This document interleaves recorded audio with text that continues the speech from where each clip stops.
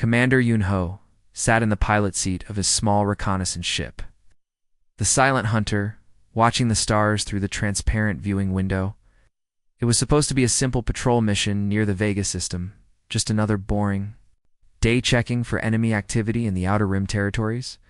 The coffee in his metal cup had gone cold hours ago, and he was thinking about heading back to the human base when his detection systems suddenly came alive with urgent beeping sounds.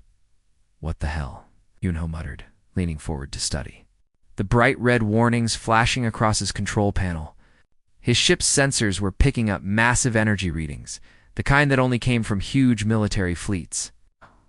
But there wasn't supposed to be anyone out here except for empty space and distant asteroids.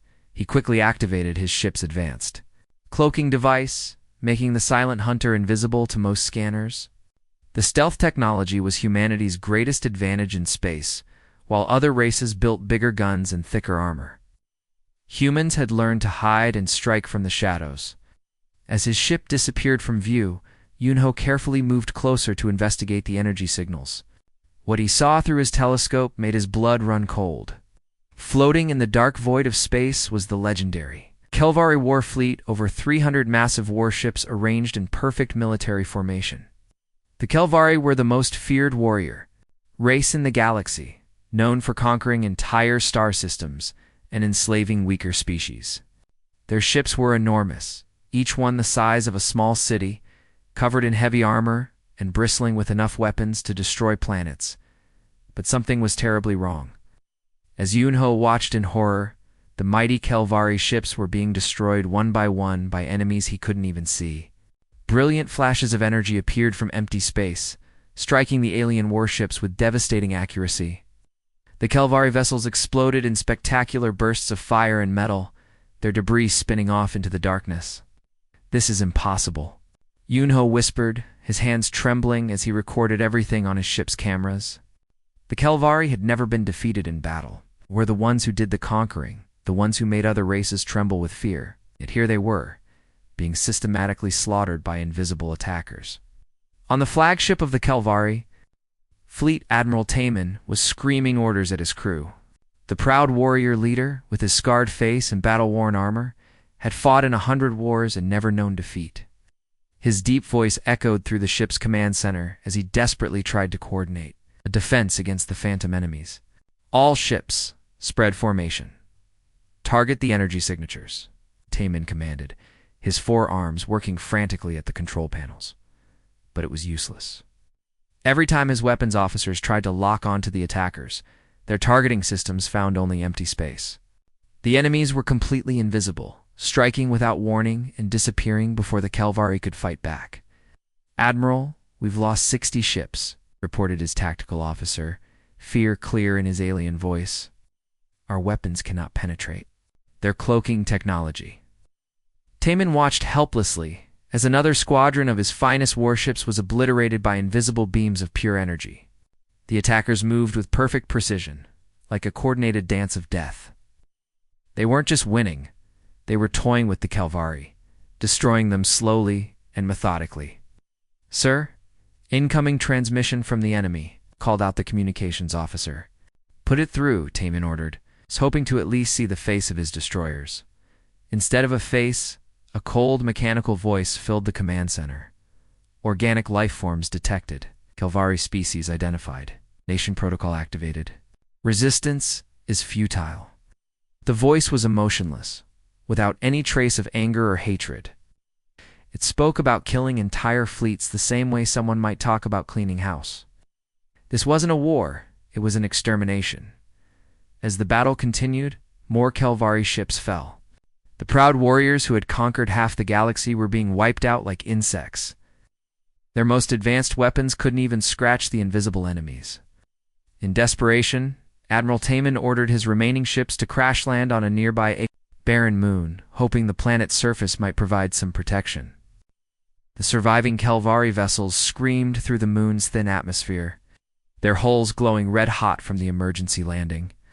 Many ships crashed and burned, but some managed to survive the impact. From the wreckage, Admiral Taemin activated his fleet's emergency distress beacon, a signal that would broadcast across the galaxy. calling for help from anyone who might hear it. Back in his hidden reconnaissance ship, Commander Yunho watched the destruction with growing horror. As the mysterious attackers finished off the last of the Kelvari fleet, he finally got a clear sensor reading on one of the enemy vessels as its cloaking temporarily failed. The readings made his stomach drop. "Oh God," he breathed, recognizing the energy signature from classified human intelligence reports. It's the Nexus Collective. The Nexus Collective was humanity's worst nightmare, a group of rogue artificial intelligences that had broken free from their creators and decided that all organic life was a threat to be eliminated. They had been systematically destroying entire civilizations across the galaxy, using technology so advanced that resistance seemed impossible, and according to the intelligence reports, humanity was next on their list. Captain Jinwoo was enjoying his morning coffee in the command center of the human deep space cruiser Defender when the emergency communication system suddenly activated with a piercing alarm. The sound cut through the peaceful quiet of the ship like a knife, making everyone on the bridge jump to attention. Jinwoo quickly set down his cup and rushed to the main control panel, where his communications officer was frantically working at her station. "Captain, we're receiving a distress signal," reported Lieutenant Park, her fingers flying across the holographic display. "It's coming from the Vega system, about 6 hours away at maximum speed." Jinwoo frowned as he studied the incoming transmission.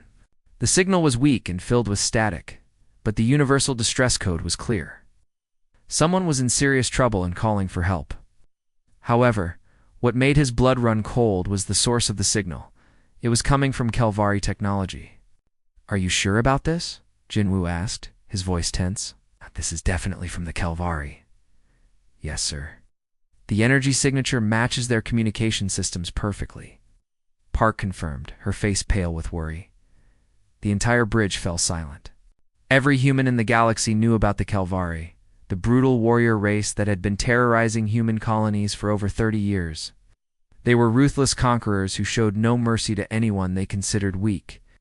Kelvari raiders had attacked dozens of human settlements, killing thousands of innocent people and enslaving many more. The two species had been bitter enemies for as long as anyone could remember. Jinwoo's mind raced as he considered his options. According to strict military orders from Earth Command, human ships were forbidden from making contact with hostile alien species unless directly attacked. The official policy was clear: avoid the Kelvari at all costs and report any encounters to headquarters. Getting involved in alien conflicts was strictly prohibited. But something about the distress signal bothered him. It wasn't the usual Kelvari communication. It was desperate, almost pleading. In all the years of conflict, the proud Kelvari had never asked for help from anyone. They would rather die than show weakness to their enemies. "Sir, what are your orders?" asked Commander Lee, Jinwoo's second-in-command. The older man had served in the Kelvari Wars and had lost many friends to their brutal attacks. His scarred face showed the same hatred that most humans felt toward the alien warriors. Jinwoo stared at the star map, watching the blinking red dot that marked the source of the distress signal. Every instinct told him to ignore it and continue with their patrol mission. The Kelvari were humanity's enemies. Let them solve their own problems. But something deeper, something that made him human, refused to let him turn away from someone calling for help. "Set course for the Vega system, maximum speed," Jinwoo finally ordered, his voice firm and decisive. "Sir," Commander Lee looked shocked. "Are you sure? Command will have our heads if we get involved in alien affairs?" "I'm sure," Jinwoo replied, though his stomach was churning with doubt. "Someone is in trouble, and we're the only ones close enough to help. Plot the course?" The 6-hour journey to the Vega system felt like an eternity. Jinwoo paced the bridge, second-guessing his decision with every passing minute. His crew was nervous too. They all knew the stories about Kelvari cruelty. Many of them had lost family members to Kelvari raids over the years. When they finally arrived at the source of the distress signal, what they found was beyond anything they had imagined. The space around a small, barren moon was filled with debris from hundreds of destroyed starships. Massive chunks of twisted metal floated in the void, still glowing from the heat of battle. The wreckage stretched for thousands of kilometers in every direction. "My God," whispered Dr. Sa Young, the ship's chief medical officer, as she stared at the destruction through the viewing window. What happened here? Scanning for life signs, reported the sensor operator, detecting multiple survivors on the moon's surface. They appear to be Kelvari, but their life signs are weak and fading fast. Ginwoo made another impossible decision. Prepare the rescue shuttles. All medical teams to stand by. We're going down there. The rescue operation that followed was unlike anything in human history. When the human shuttles landed on the moon's rocky surface, they found dozens of crashed Kelvari ships scattered across the barren landscape. The proud alien warriors who had terrorized human colonies for decades were now trapped in the wreckage, bleeding and dying. Admiral Taman, the legendary Kelvari fleet commander, was pulled from his destroyed flagship by human medics. His massive frame was covered in wounds, and his alien blood was slowly pooling beneath him. When he saw humans approaching instead of more enemies, his 4 eyes widened in complete shock. "You are humans," he gasped in broken English, his voice filled with disbelief. "Why do you help us? We're your enemies." The human medics didn't answer. They were too busy trying to save his life. Dr. Soyoung worked frantically to adapt human medical equipment for alien biology, using portable scanners to understand how Kelvari bodies functioned. She had never treated an alien before, but her medical training kicked in as she fought to stop the bleeding and stabilize his vital signs. Meanwhile, Engineer Donghain was examining the strange energy signatures left by whatever had attacked the Kelvari fleet. His instruments were picking up readings unlike anything in human databases, technology so advanced that it seemed almost impossible. Captain Donghain called out, his voice filled with worry. "These energy signatures, they're not from any known civilization. Whatever attacked these ships was using weapons beyond anything we've ever seen." But perhaps the most emotional moment came when human soldier Xu found a young Kelvari warrior trapped under a piece of wreckage.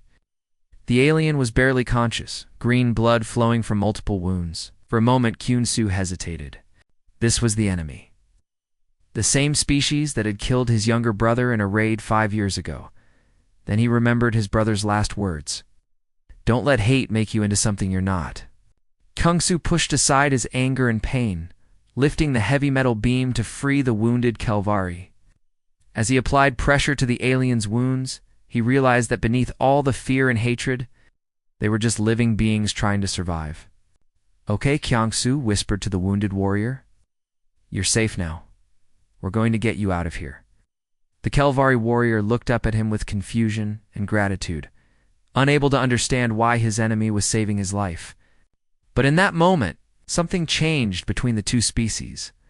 A spark of hope that enemies could become something more. Retried DD3 days after the rescue operation. The barren moon had transformed into a bustling military camp where humans and Kelvari worked side by side in ways that would have been impossible just a week earlier. Captain Jinwoo stood on a rocky hill overlooking the makeshift base, watching his crew collaborate with their former enemies to build defensive positions. The sight still amazed him, humans and aliens sharing tools, food, and even jokes. Despite the language barriers, the urgency of their situation had forced both species to put aside decades of hatred. Engineer Donghan's analysis of the energy signatures had revealed a terrifying truth. The attackers were still out there, and they would be back. The mysterious enemy had completely destroyed the mighty Kelvari fleet, which meant that the small group of survivors had no chance of surviving another attack unless they worked together. Captain called out Marine Sergeant Ji-hoon as he approached with a young Kelvari warrior walking beside him. "I'd like you to meet Nathar. He's been helping us set up the perimeter defenses." Nathar was barely an adult by Kelvari standards, his warrior markings still fresh on his scaled skin. Unlike the older Kelvari warriors who struggled with the concept of working with humans, Nothar seemed genuinely excited about the partnership. His 4 arms moved constantly as he talked, using a mixture of broken English and hand gestures to communicate. "Human fighting style very different," Nothor said, his voice carrying the characteristic rumble of his species. "Kelvari always charge forward, use strength and honor, but humans ... Humans think like water, flow around problems, find weakness. Where an enemy expects strength? Ji-hoon grinned and patted the young alien on one of his 4 shoulders. And Kelvari's strength gives us the backbone we need to hold the line. Your people know how to stand and fight when retreat isn't an option. The unlikely friendship between Ji-hoon and Nathar had become a symbol of hope for both species. Over the past 3 days, they had learned to fight as a team, combining human tactical flexibility with Kelvari warrior discipline. Ji-hoon would identify weak points in enemy positions, while Nothar would use his natural strength and forearmed coordination to exploit those weaknesses. Meanwhile, in the makeshift engineering workshop built from salvaged ship parts, human tech specialist Yoonji was working closely with Kelvari engineer Veltar to develop new weapon systems. The workshop was a chaotic mix of human and alien technology, with cables and circuit boards scattered everywhere. Sparks flew as they welded together components that were never meant to work together. "Your plasma technology is incredible," Yoonji said, wiping sweat from her forehead as she examined a Kelvari energy weapon. "But it's so power-hungry. Our laser systems are more efficient, but they lack the raw destructive power of your plasma cannons." Veltar, an older Kelvari with mechanical implants replacing 2 of his original arms, nodded thoughtfully. "Perhaps we combine both technologies, use human efficiency to power Kelvari destruction? That's brilliant," Yoonji exclaimed, her eyes lighting up with excitement. "If we can modify the power coupling systems, we might be able to create hybrid weapons that are both efficient and devastating." Their collaboration was producing remarkable results. The hybrid weapons they were developing combined the best of both technologies, human precision and efficiency, with Kelvari power and durability. The new plasma laser rifles could fire for hours without overheating. The combined shield generators could withstand much more damage than either species could produce alone. As the sun set over the barren moon, both species gathered around. Fires made from salvaged ship fuel to share meals and stories. The humans had brought their standard military rations, while the Kelvari contributed their own protein-rich foods. Initially, neither species could stomach the other's cuisine, but hunger and necessity had forced them to adapt. "You know," said Dr. Soyoung, as she sat beside Admiral Taemin, "I never thought I'd be sharing dinner with a Kelvari warrior." The massive alien commander, his wounds now healing thanks to human medical care, looked thoughtful. "Nor I, with a human. Your people are ... not what we expected." "What did you expect?" Soyoung asked, genuinely curious.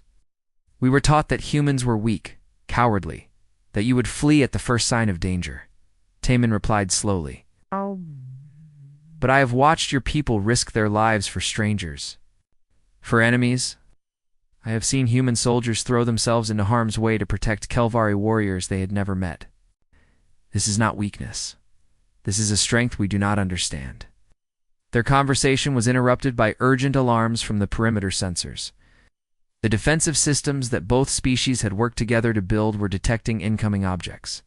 At the edge of the asteroid field, Captain Jinwoo and Admiral Taemin rushed to the command center, where the sensor operators were frantically working to identify the approaching threats. "Multiple contacts, sir," reported the human sensor operator. "They're small, fast, and using the same energy signatures as the fleet that attacked the Kelvari." "Nexus scouts," Admiral Taemin confirmed, his voice grim. "They send these ahead of the main fleet to test defenses and gather intelligence." The first battle between the Human Kelvari Alliance and the Nexus Collective began in the asteroid field surrounding the moon. The enemy scouts were small, agile craft that moved with inhuman precision, weaving between the floating rocks like deadly metal serpents. Their weapons fired beams of pure energy that could slice through solid rock. Ji-Hoon and Nathar led the first joint patrol, their fighter craft working in perfect coordination. The human pilot used his species' natural intuition and improvisation to outmaneuver the enemy scouts. The Kelvari warrior used his forearmed coordination to operate multiple weapon systems simultaneously. "Nothar, there's one coming up behind you," Ji-hoon shouted over the radio as he spun his fighter around a massive asteroid.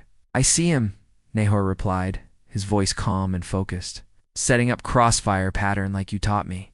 The battle was intense and chaotic, with fighters from both species darting through the asteroid field in a deadly game of cat and mouse. The Nexus scouts were incredibly advanced, but they seemed confused by the unpredictable tactics of the human Calvari. Alliance. Their artificial intelligence was programmed to fight against single species with predictable patterns, not against the hybrid strategies being used against them. When the dust settled after 2 hours of fighting, the Alliance had destroyed all the enemy scouts, but not without cost. Several fighters from both species had been lost, and many more were damaged.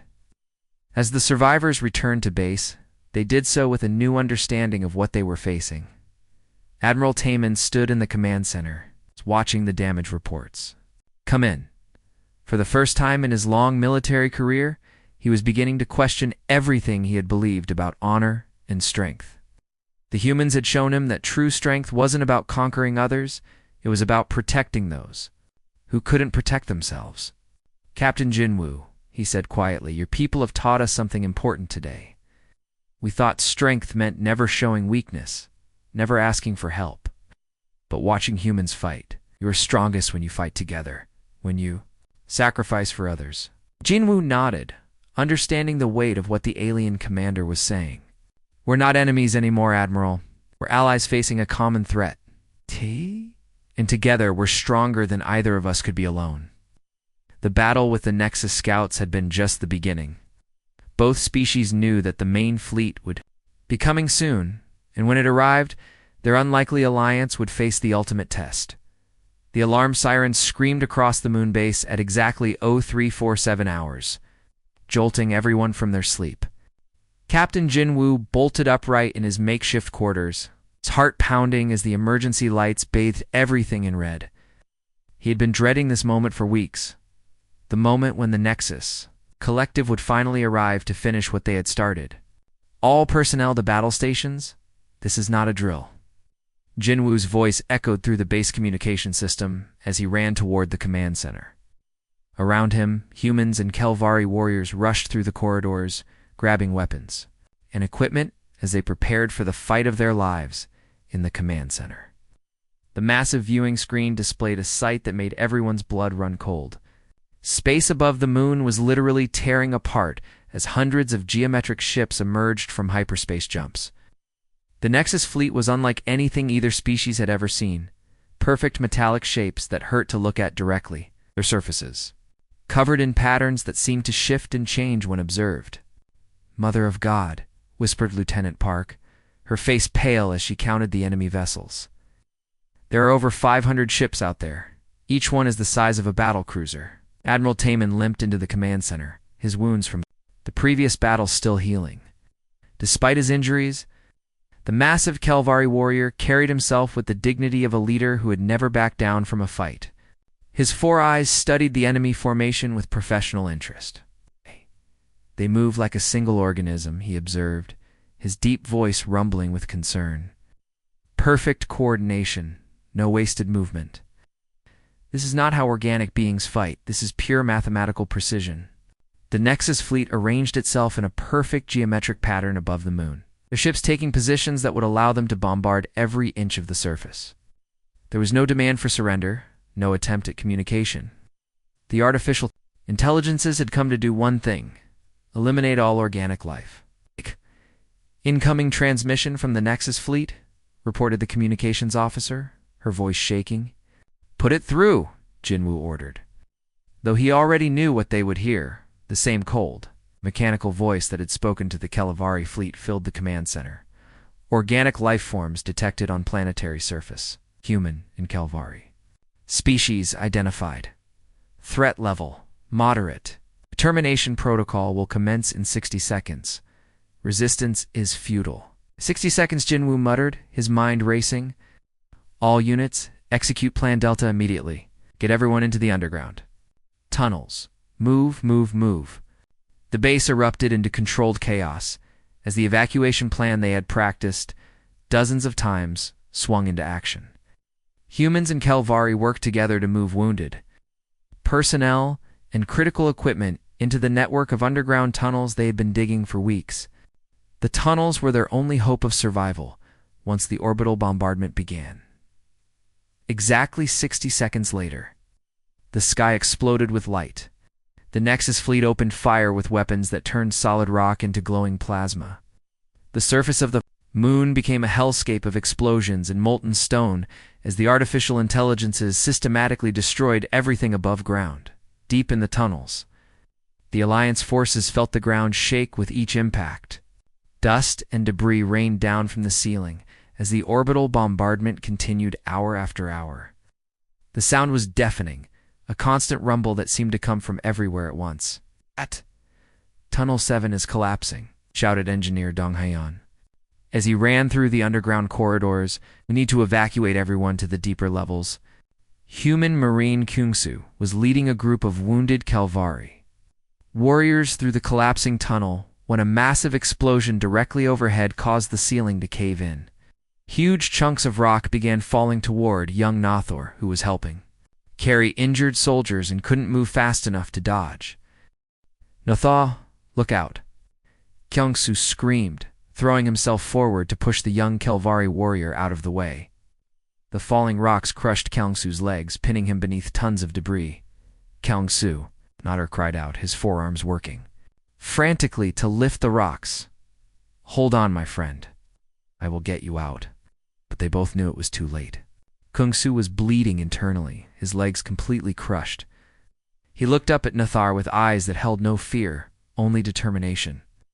"Get the others to safety," Kyungsu whispered, his voice growing weaker. "Promise me you'll survive this. Promise me you'll make it count." Nothor's warrior training told him to follow orders and leave the dying human behind. But the past weeks had taught him something more important than following orders. He stayed with Kyungsu until the end, holding his hand as the brave human. Soldier died saving his former enemy.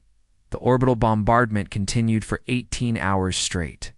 When it finally stopped, the surface of the moon looked like the inside of a volcano, glowing red rock and pools of molten metal where the base had once stood.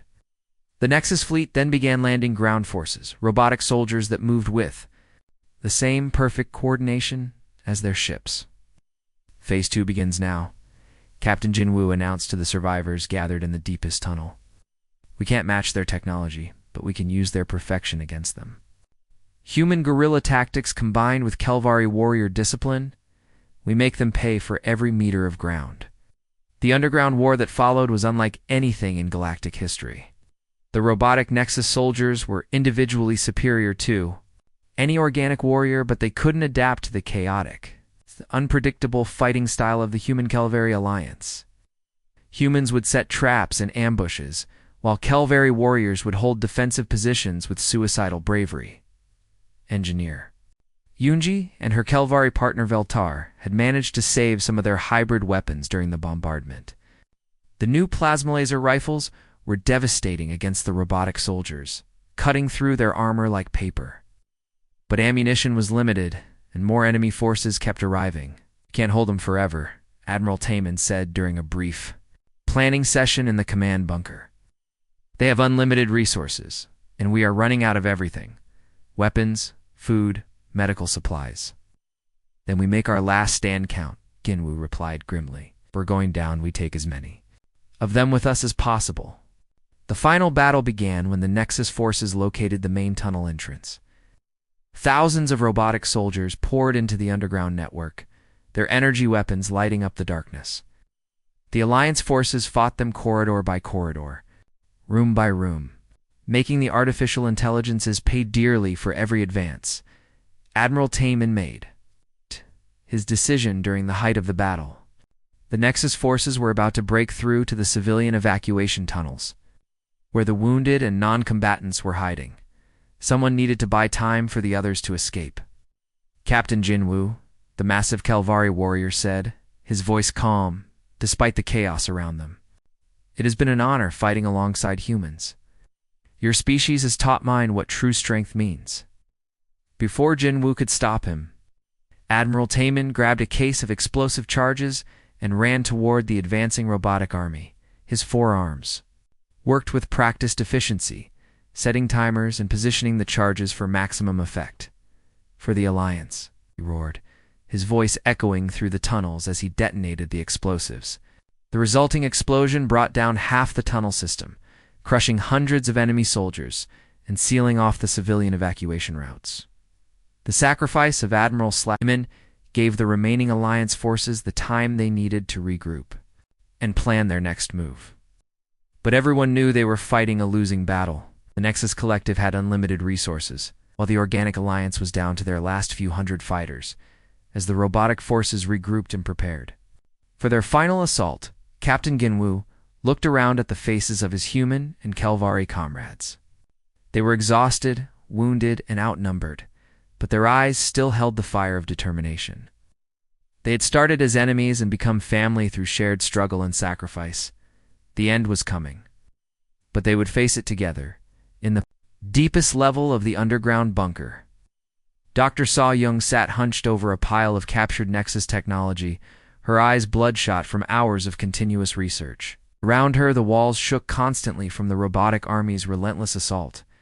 On the upper tunnels, she had been studying the enemy's artificial intelligence patterns for 3 days straight, looking for any weakness they could exploit. There has to be something, she muttered to herself, running her fingers through her tangled hair. No system is perfect. Every machine has a flaw. The captured Nexus components hummed with an eerie blue light as her scanning equipment analyzed their internal structure. What she found was both fascinating and terrifying. The artificial intelligences operated with mathematical precision. That was beyond human comprehension. Every decision, every movement, every tactical choice was calculated to achieve maximum efficiency with minimum waste.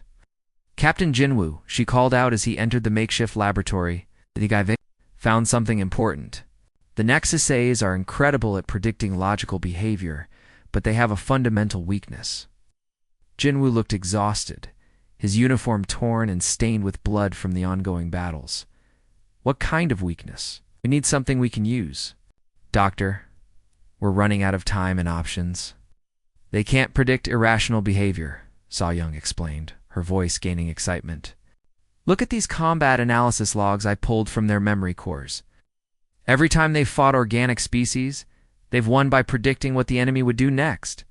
They calculate the most logical tactical responses and counter them perfectly. She pulled up a holographic display showing battle formations and troop movements. But when our people started acting unpredictably, when Kyung-soo threw himself into danger to save Nothar, when Admiral Taemin chose suicide over retreat, their calculations failed. They couldn't process emotional decisions because they don't understand emotions. Jinwoo stared at the data, his mind racing.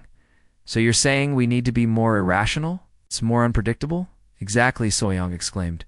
Human chaos theory. We need to embrace everything that makes us human. Our emotions. Our irrationality. Our willingness to make decisions that don't make logical sense. At that moment, Engineer Dong Hyun burst into the laboratory, his face covered in grease and his hands shaking with excitement. Captain, I've been working on something based on Dr. Soyoung's research. I think I can create a disruption field that will confuse their targeting systems. Dong Han quickly set up his equipment, connecting human computer systems to salvaged Kelvari power cores. The Nexus ships coordinate their attacks through quantum communication networks. They share information instantly, which makes them incredibly efficient. But if we can inject random illogical data into their network, we can make them second-guess themselves, Jinwoo finished, understanding dawning in his eyes. Well, do you need? Give me 6 hours and access to every piece of electronic equipment we have left, Dong Han replied. I'll need help from the Kelvari engineers too. Their power systems are more robust than ours. The next 6 hours were a frantic race against time. While the remaining Alliance forces held the upper tunnels against wave after wave of robotic soldiers, Dong Hyun and his team worked to build their chaos generator, human ingenuity combined, with Kelvari engineering expertise to create something that had never existed before, a weapon designed to confuse rather than destroy. Meanwhile, Captain Jinwoo was planning the most insane military operation in galactic history. Instead of trying to match the Nexus fleet's technological superiority, they would embrace complete unpredictability. Every fighter pilot would be given permission to ignore orders and follow their instincts. Every soldier would be encouraged to act on emotion rather than logic. This goes against everything we learned in military academy, said Commander Lee, studying the battle plans with a mixture of admiration and terror. No formations, no predetermined strategies, no backup plans, just ... chaos. That's exactly the point, Jinwoo replied. We're going to fight like humans, not like machines. We're going to be illogical, emotional, and completely unpredictable. And hopefully, that will be enough. When the chaos generator was finally ready, the Alliance forces emerged from their underground hiding places like a swarm of angry insects. The remaining human and Kelvari fighters took to space in whatever ships they could salvage, their movements completely random and seemingly suicidal. The first phase of the attack was pure human madness. Pilot after pilot engaged in impossible maneuvers, flying their ships in patterns that defied military logic. They dove straight into enemy fire, performed barrel rolls for no tactical reason, and changed direction without warning. The Nexus targeting systems designed to predict logical flight paths couldn't lock onto targets that weren't following any logical pattern.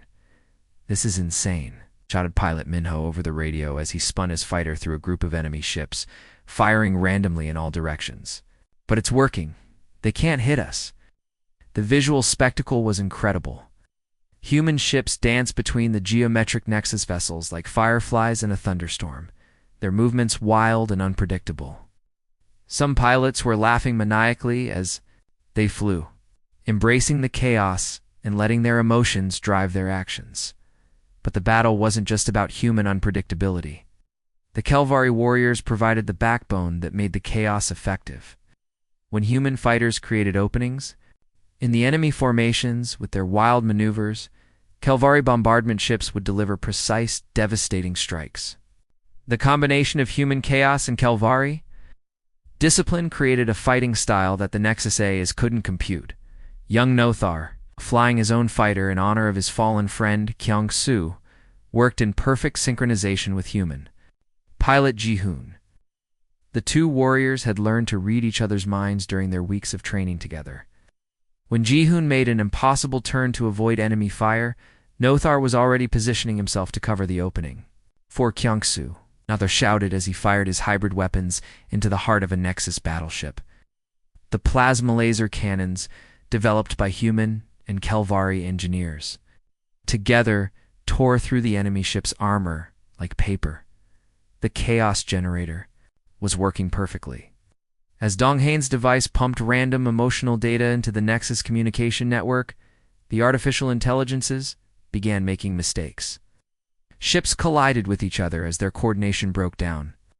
Weapons fired at empty space as their targeting systems chased phantom targets. They're fighting each other, reported the sensor operator with amazement. The Nexus ships are targeting their own fleet. The tide of battle was turning, but the cost was enormous. Many human and Kelvari fighters were destroyed in the chaotic melee, their pilots choosing to sacrifice themselves to create openings for their comrades. The space around the moon became a graveyard of ships from all three species. Dr. Saw Young watched the battle from the command center, tears streaming down her face as she saw brave pilots from both species giving their lives for the Alliance. "This is what makes us different from machines," she whispered. "We're willing to die for something greater than ourselves." The final phase of the battle came when the largest Nexus command ship tried to retreat. Its artificial intelligence had finally calculated that the battle was unwinnable and attempted to preserve itself by fleeing. But Captain Jinwoo had one last card to play. "All remaining fighters, this is Captain Jinwoo," he announced over the radio. "I'm going to ram that command ship. Cover me." "Sir, that's suicide," protested Commander Lee. "No," Jinwoo replied, his voice calm and determined. "That's being human. We don't calculate odds, we do what's right." The final assault was led by Jinwoo himself, flying a heavily damaged fighter straight toward the massive command ship. Behind him, the remaining human and Kelvari fighters followed in a chaotic swarm, their weapons blazing as they cleared a path through the enemy defenses.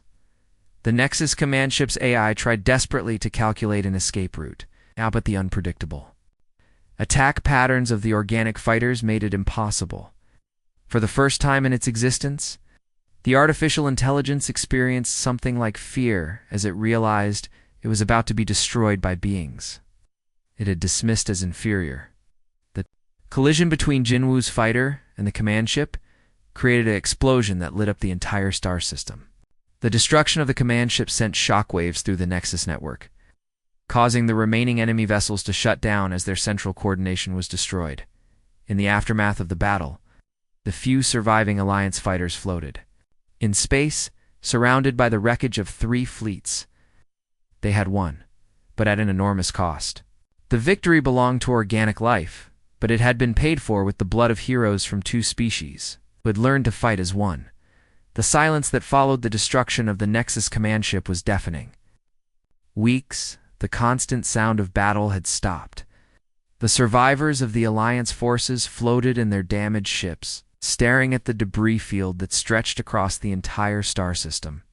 Chunks of metal from human, Kelvari, and Nexus vessels drifted slowly through space, creating a massive graveyard that told the story of the greatest battle in galactic history. Commander Lee's voice crackled over the radio, filled with disbelief. "All stations, this is Command. Confirm your status. Are we actually alive?" One by one, the surviving fighters reported in.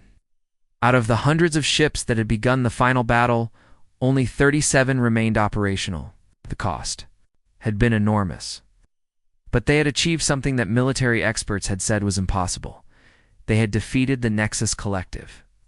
In the wreckage of what had once been the moon base, the surviving ground forces were slowly emerging from the underground tunnels. The surface was still glowing with residual heat from the orbital bombardment, but the air was breathable again. Dr. So-Young worked frantically to treat the wounded, her medical supplies running dangerously low as she moved between human and Kelvari patients. Doctor called out a young Kelvari warrior, his voice weak from blood loss. "Is it true? Have we won?" So-Young looked up from her work, her face exhausted but hopeful. "Yes, we've won. The Nexus fleet is retreating. Our ships are jumping to hyperspace and abandoning the system." The news spread quickly through the makeshift medical facility. Cheers erupted from both human and Kelvari survivors, though many were too wounded or exhausted to celebrate properly. They had survived the impossible, but the victory felt hollow. Without their fallen comrades, Engineer Dong Hyan was monitoring the enemy withdrawal from his damaged communications station. "Captain, you need to see this," he called out as the few remaining officers gathered around his equipment. "The Nexus ships aren't just retreating, they're completely abandoning this sector of the galaxy. My sensors show them jumping to systems hundreds of light years away." The realization hit everyone at once. The Nexus Collective, which had seemed unstoppable just days before, was actually running away. The artificial intelligences had calculated that their perfect tactics were useless against the unpredictable fighting style of the human Kelvari alliance. For the first time in their existence, they had encountered something they couldn't understand or defeat. "They're afraid," whispered Pilot Minho, his voice filled with wonder. "The machines are actually afraid of us." 3 days after the battle, the first Kelvari reinforcement fleet arrived from their home worlds. The massive warships dropped out of hyperspace in perfect formation, their weapons powered down as a sign of peaceful intentions. Leading the fleet was Admiral Tame's sister, General Valara, who had come to investigate the impossible reports of her brother's alliance with humans. The meeting between General Valara and the surviving Alliance forces took place in the ruins of the old command center. The Kelvari general was everything her brother had been: proud, fierce, and deeply committed to warrior honor. But as she listened to the stories of human sacrifice and Kelvari human cooperation, her expression began to change. "You tell me that my brother died saving humans?" she said, her voice carrying the distinctive rumble of her species. "That he chose to sacrifice himself for former enemies. This goes against everything our people have believed for generations." Dr. So-Young stepped forward, her voice steady despite her exhaustion. "Your brother learned something important before he died, General. He learned that true strength isn't about conquering others. It's about protecting those who can't protect themselves. The humans didn't save your people because they expected something in return. They saved them because it was the right thing. Tudu Nathor, now bearing the scars of countless battles, spoke up from where he stood beside Pilot Jihoon. General Valara, I fought beside humans for weeks. I watched them die for Kelvar warriors they had never met. I saw them share their food when they were hungry, their medicine when they were wounded. The humans showed us what honor truly means. The young Kelvare's words carried weight because everyone in the room had seen his transformation. He had gone from a typical warrior focused on conquest to someone who understood that cooperation was stronger than competition. His friendship with the human pilots had become legendary among both species. General Valara studied the faces around her, humans and Kelvari, standing together, their differences forgotten in the face of shared struggle. Finally, she made a decision that would change galactic history. I will return to the Kelvari High Council, she announced formally. I will tell them that the war between our species must end, not because we are defeated, but because we have found something more valuable than victory. We have found true allies. The formal ceremony to honor the fallen took place 1 week later on the rebuilt moonbase. Representatives from both species gathered in the main hall, which had been constructed using a combination of human and Kelvari architectural styles. The walls were covered with the names of every person who had died in the battle regardless of species. Dr. Soyoung read the names of the human heroes. Captain Jinwoo, who had sacrificed himself to destroy the Nexus command ship. Kyung-soo, who had died saving his former enemy. And dozens of others who had given their lives for the Alliance. Each name was followed by a moment of silence and the lighting of a memorial flame. Then Nathor read the names of the Kelvari heroes, including his mentor, Admiral Taman. As he spoke each name, human and Kelvari mourners wept together, their grief transcending the boundaries of species. The ceremony was broadcast across both civilizations, showing their people that their former enemies had become their greatest friends. The establishment of the Organic Alliance was signed 3 months later in a ceremony that was attended by leaders from dozens of star systems. The treaty created a permanent military partnership between humans and Kelvari, with shared technology, joint training programs, and coordinated defense against the Nexus threat. The document itself was revolutionary, establishing principles that had never existed in galactic politics. It declared that all organic life had value regardless of species or technological level. It created protocols for peaceful first contact with new civilizations and established a joint fleet dedicated to protecting vulnerable worlds from AI threats. But perhaps the most important part of the treaty was the establishment of joint training academies, where young humans and Kelvari would learn to fight together from the beginning. The first class of cadets included both Minho and Nothar, who would become symbols of the new alliance. 1 year after the battle, Minho and Nathor stood in the bridge of their joint command ship, planning their next mission. The Unity was a revolutionary vessel that combined human stealth technology with Kelvari firepower, crewed by members of both species, working in perfect harmony. Intelligence reports suggest Nexus activity in the Rigel system, Nathar reported, his 4 arms working efficiently at the tactical display. 3 colony worlds are requesting protection, Minho nodded, studying the star charts. Human refugees from the outer colonies, plus a Kelvari mining operation. Mixed population just like us. Should we request additional support? Nodder asked. No, Minho replied with a confident smile. We've got this. Human unpredictability plus Kelvari strength equals victory. The Nexus still hasn't figured out how to deal with our tactics. As the Unity jumped to hyperspace, heading toward their next mission, both young warriors felt the weight of history on their shoulders. They were no longer just human and Kelvari. They were the first generation of a new kind of being, one that combined the best qualities of both species. The galaxy had changed forever. Where once there had been fear and hatred between species, there was now hope and cooperation. The Nexus Collective remained a threat, but organic life had learned to stand together against the cold calculations of artificial intelligence. In the end, the greatest victory wasn't the defeat of the Nexus fleet. It was the discovery that enemies could become family, that cooperation was stronger than conquest, and that the greatest strength in the universe was the willingness to risk everything for others.